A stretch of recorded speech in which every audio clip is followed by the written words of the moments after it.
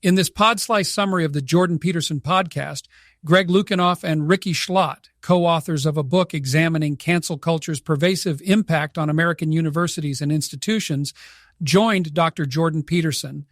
They delved into the book's inspiration and its attempts to demystify and dissect the concept of cancel culture. Lukianoff and Schlott's collaboration is noteworthy given their radically different perspectives. Lukianoff, an older, left-of-center participant, saw free speech and leftism as congruent in his youth. In contrast, Schlott represents Gen Z as a right-leaning libertarian, which is unusual considering the increasingly left-leaning tendencies of young women.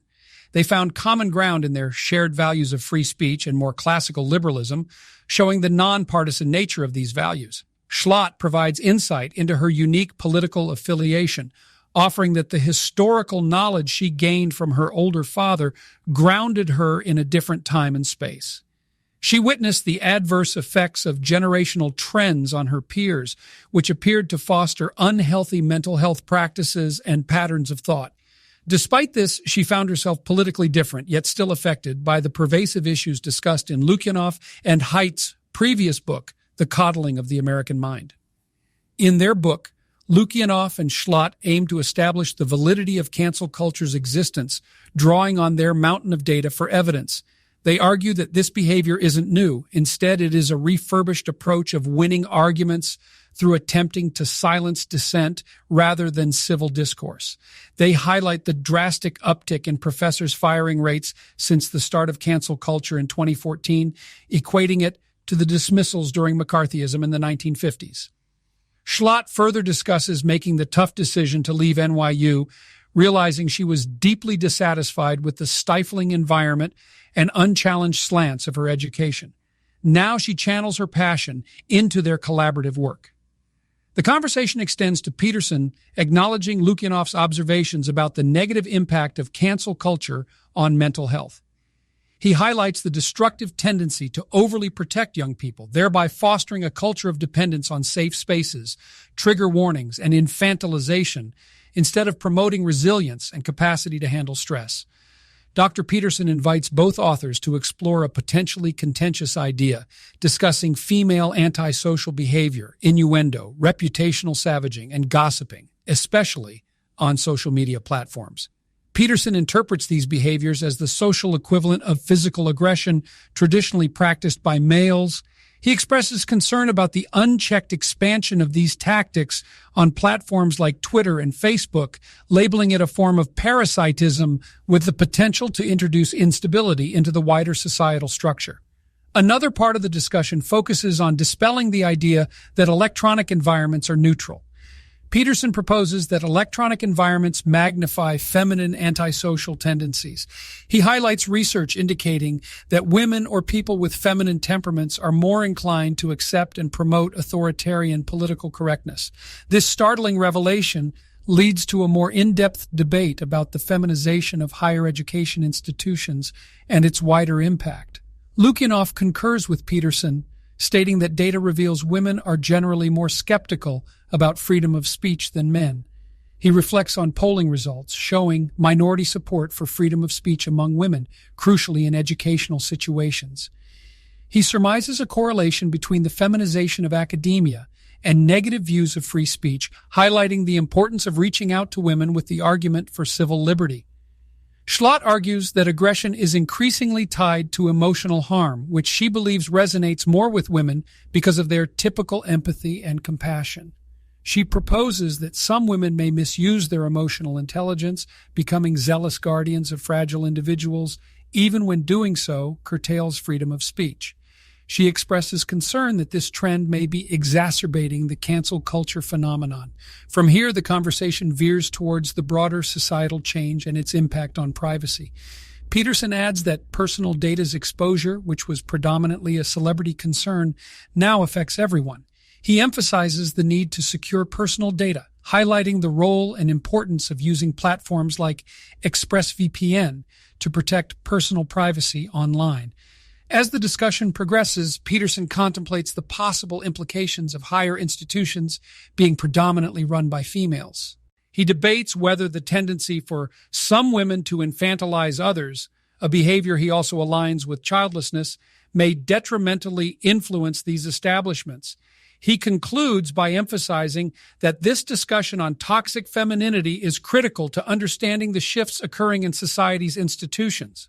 The discussion progresses as Dr. Peterson brings up the concept of the feminization of institutions, an occurrence he views with concern. He suggests that the tendency for women to infantilize others, effectively prioritizing emotion over rational thought, could pose a challenge to the institutions they influence. Peterson questions if this propensity, which he associates with behavior beneficial to child-rearing, could have negative impacts as it echoes into broader societal systems.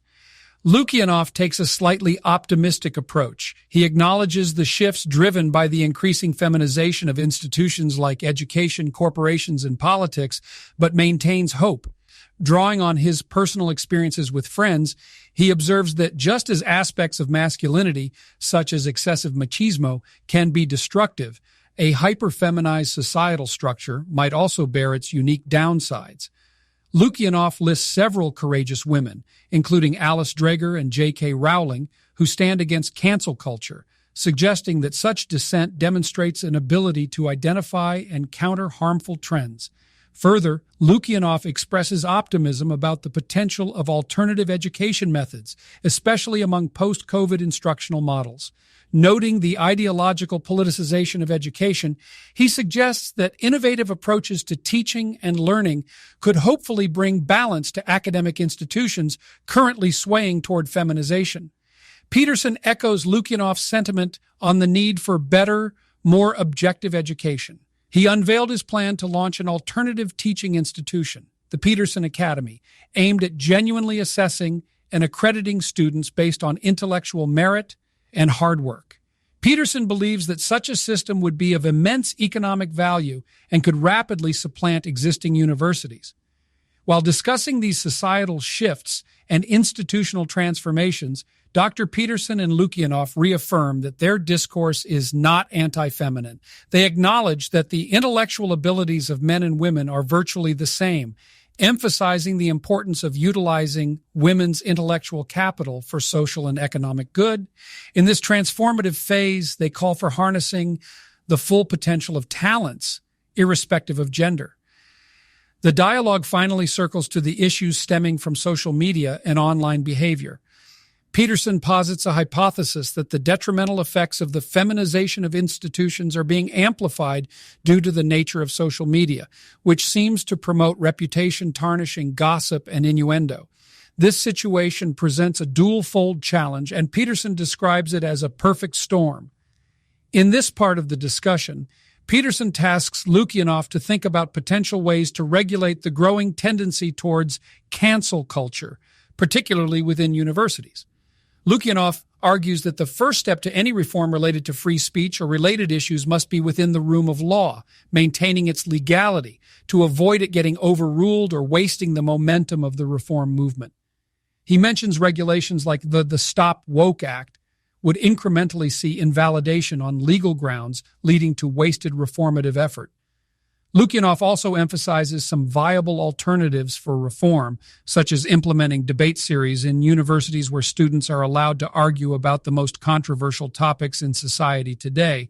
He believes that this would encourage a healthy dialogue and exchange of ideas within educational institutions. Additionally, he mentions the significance of reducing bureaucracy within universities, claiming that a debureaucratization of the system would entail more free speech and due process without as many incidents of censorship or cancel culture. The Department of Diversity, Equity, and Inclusion DEI programs often contribute to the bureaucratic mess within universities, Lukianoff notes. He mentions a case at Stanford where some administrators within the DEI programs collaborated with students to shout down Judge Kyle Duncan during an event, indicating the convoluted relationship between these DEI programs and the perpetuation of cancel culture. In terms of finding concrete solutions to the prevailing problem, Lukianoff leans on the concept of experimentation. He appreciates the methods used by Peterson and other institutions like the University of Texas at Austin in trying out different methodologies to promote better, more open learning environments. He argues in favor of the need for more affordable, accessible, and open educational platforms that allow for the growth of the best and brightest. Lukianoff also mentions a litigation filed against a California community college policy which mandated teachers to incorporate DEI values, intersectionality, and anti-racism into their curricula, regardless of the subject they taught and whether they agreed with these ideologies or not. He stated that telling people what they can't say is bad, but mandating them to say something against their beliefs is a lot worse. Overall, Peterson and Lukianoff navigate through the complexities of tackling institutional shifts, technological advancements, and the impact of social media on cancel culture. They underscore the growing concern about the feminization of institutions and the disruptive effect of cancel culture on free speech and dialogue within society. They consistently advocate for a more balanced, objective, and open environment where ideas can be freely exchanged and people can engage in respectful disagreement. They believe that doing so would lead us closer to truth and understanding. As the podcast continues, Peterson engages with Lukianoff and Schlott in a more personal discussion about their experiences with cancel culture. Peterson expresses disbelief at the short-sightedness of conservatives who don't recognize the monopoly education faculties hold over the future thinking and belief systems of students. He criticizes such faculties for pushing ideological narrative over evidence-based research. Lukianoff adds from his own experience, recalling how the accreditation body for education schools sought to implement a social justice requirement, effectively imposing a political litmus test on teacher certification. He refers to the bureaucracy of education administration as a significant contributor to the current distortions in higher education, as most of these administrators graduate from these same education schools.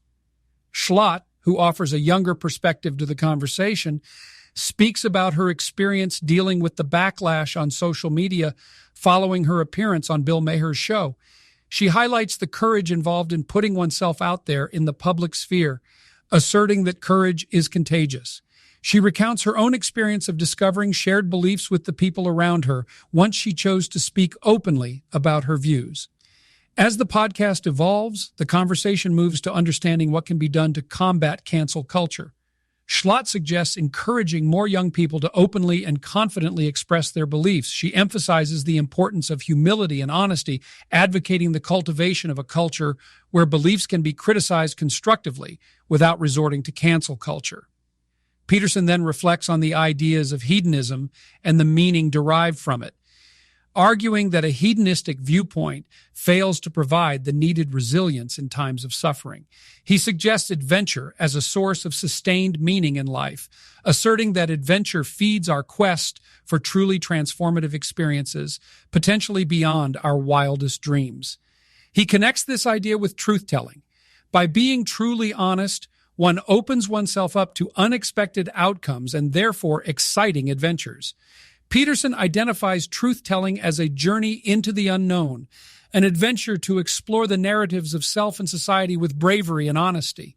The discussion between Peterson, Lukianoff, and Schlott dives further into the consequences of expressing personal beliefs in the public arena, particularly in the academic sector.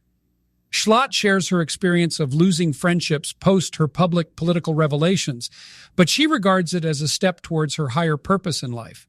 She also talks about a crisis of authenticity, where young people fear expressing their thoughts, even non-political ones, due to the permanence of digital footprints on social media.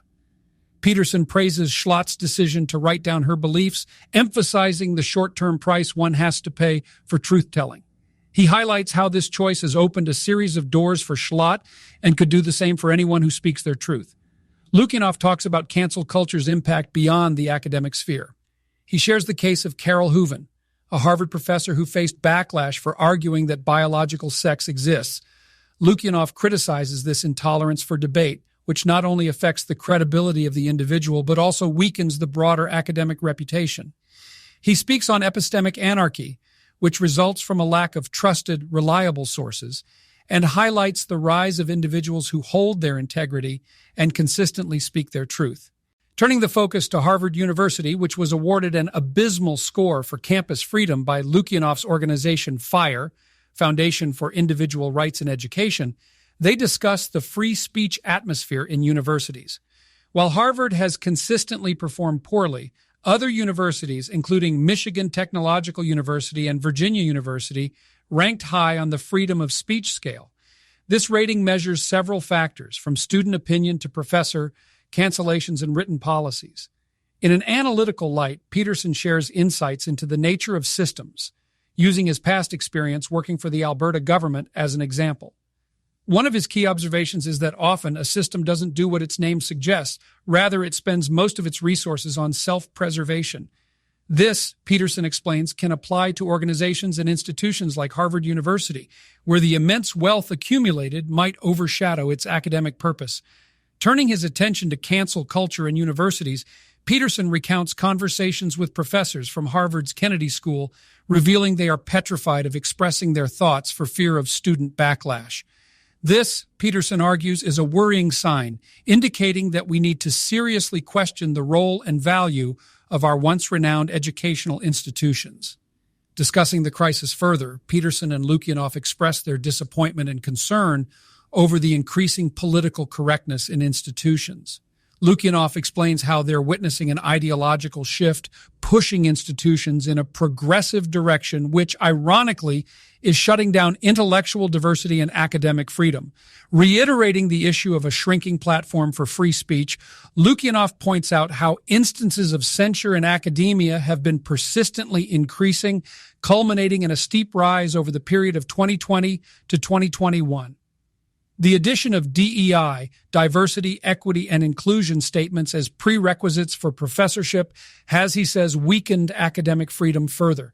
This turn of events, Lukianoff asserts, reinforces a lack of intellectual diversity. Schlott concurs with Lukianoff's concerns, adding that younger generations are growing increasingly skeptical of higher education due to its fraught political climate and financial implications. Gen Z's confidence in forging a successful path outside of traditional tertiary education is evident. This skepticism is fueled by the perception of free speech suppression in colleges, coupled with the significant financial burdens college graduates face. Furthermore, Schlott points out that the continuous rise in tuition fees, despite remote learning during the pandemic, has tarnished trust in standard university education. The disillusionment with this system, propagated by the mishandling of the crisis, has significantly impacted the perceived value of a college degree among younger generations. In this in-depth discussion, Peterson reflects on his own college experience, comparing it to the substantial cost and ideological indoctrination observed in today's institutions. The steep tuition fees, he argues, are analogous to a theft from students' future earnings.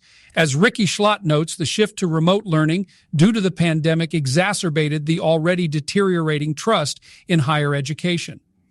The stark contrast between the promise of quality education and the reality of Zoom lectures, especially for international students grappling with time zone differences, culminated in students feeling shortchanged. Schlott also emphasizes the negative social repercussions of lockdowns and isolation, especially the amplification of cancel culture.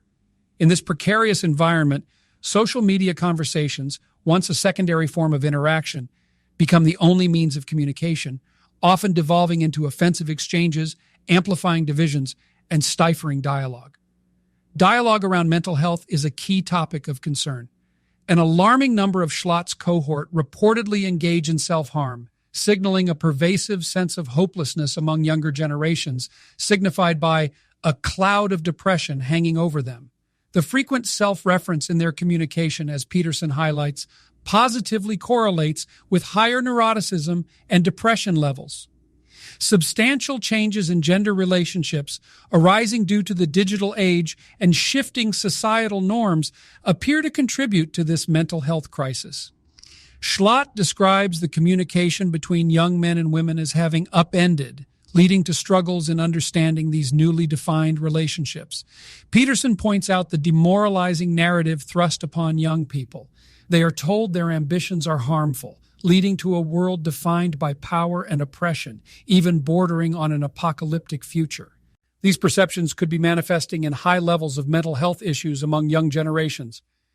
In the midst of these challenges, however, Peterson underscores that there are successful cases like Schlott, who, despite the difficulties, leverages digital technology to speak her truth powerfully. He stresses that with organizations like FIRE advocating for free speech, There is hope for young people to voice their opinions and change the narrative positively. Such endeavors are incredibly crucial, given the cultural and societal reign that American thought has over the world, suggesting that the canceling of the American mind would be a great loss globally. Check out the full podcast by clicking the link in the description below. Make sure to like, comment, and subscribe for more content like this. Thank you for listening to this podcast summary episode of The Pod Slice.